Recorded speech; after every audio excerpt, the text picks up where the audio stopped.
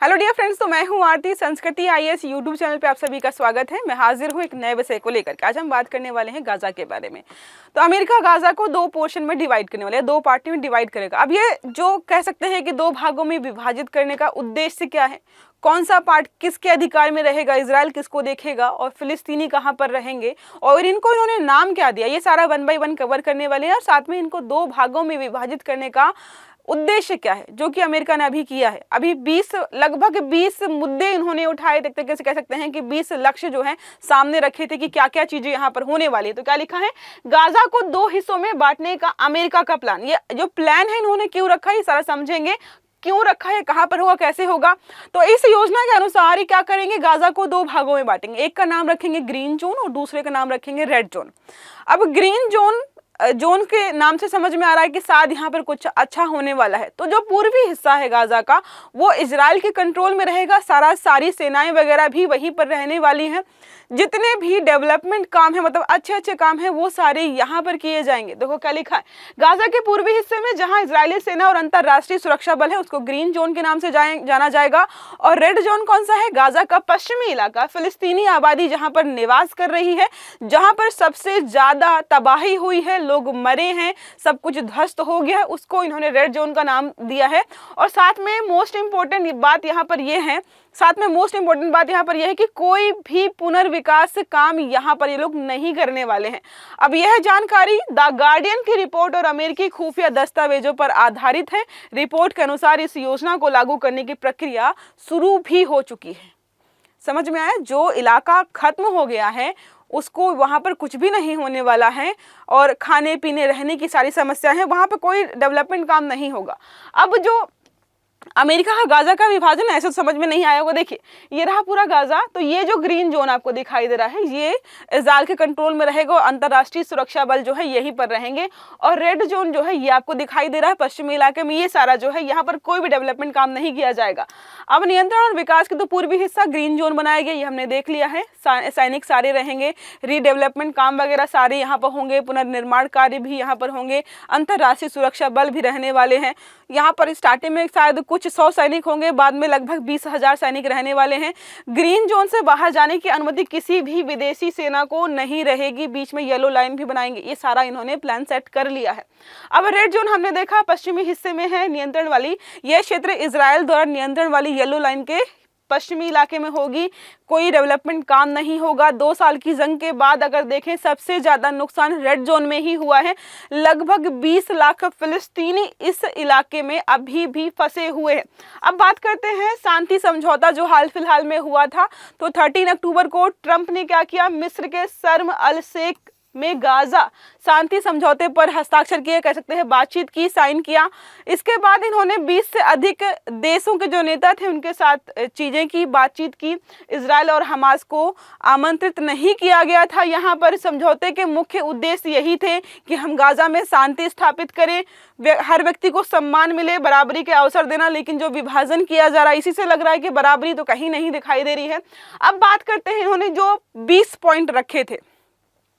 पहला था युद्ध रोक दिया गया, इजराइल की वापस चला गया जहां पर भी उसने अपने सैन्य इलाके या अड्डे बनाए थे।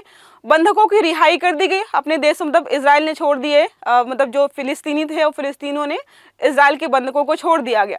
कैदियों की रिहाई की गई है, सारे नंबर्स लिखे हैं। सबों का आदान प्रदान, जो भी मृत व्यक्ति इनके वहां पर थे और इनके यहाँ, उनको सबको वापस भेज दिया गया। आतंक मुक्त गाजा स्थापित करने की बात की गई है। हमास की सरकारें जो है वहां पर उनकी भागीदारी नहीं रही है। और साथ में अंतरिम प्रशासन समिति गाजा के लिए योग्य लोगों की तकनीकी समिति यहाँ पर रहने वाली है। शांति बोर्ड बनाया गया है। पुनर्निर्माण योजना सिर्फ और सिर्फ पूर्वी इलाके के लिए है। मानव सहायता, पर्याप्त राहत और सहायता मुहैया कराई जाएगी। विशेष व्यापार रोजगार सृजन के लिए बनाएंगे। राहत, रहने की आज़ादी होगी। गाजा छोड़ना है तो छोड़ो, वरना अगर वहीं पर रहना है रहो। लौटने की स्वतंत्रता है। सुरक्षा बल, अंतर्राष्ट्रीय पुलिस फोर्स यहाँ पर या सुरक्षा बल तैनात रहेगा। पुलिस ट्रेनिंग भी होने वाली है। ये सारी चीजें होंगी। सीमा सुरक्षा, लड़ाई बंद हो गई है। मानवाधिकारों की निगरानी करेंगे। शांति बातचीत सब खत्म होने के बाद मानवाधिकारों की बात हुई है और भविष्य की योजना में बताया गया है कि कैसे हम यहाँ पर शांति स्थापित करेंगे और बेहतर चीजों को लेकर के आएंगे। ठीक है, अब बात करते हैं गाजा में युद्ध के 2 साल युद्ध चला है। 66,000 लोग मरे हैं। 1.7 लाख लोग यहाँ पर घायल हुए हैं। मरने वालों में से लगभग 20,000 बच्चे थे। 540 बच्चों की मौत औसतन हर महीने देखने को मिलेगी। इजराइल का गाजा के 75% हिस्से पर कब्जा हो चुका है। 22 लाख लोग अकाल का सामना कर रहे हैं। 1.95 इमारतें नष्ट हो चुकी हैं। 19 लाख लोग यहाँ पर बेघर हो गए हैं, जो कि पश्चिमी इलाके में रह रहे हैं।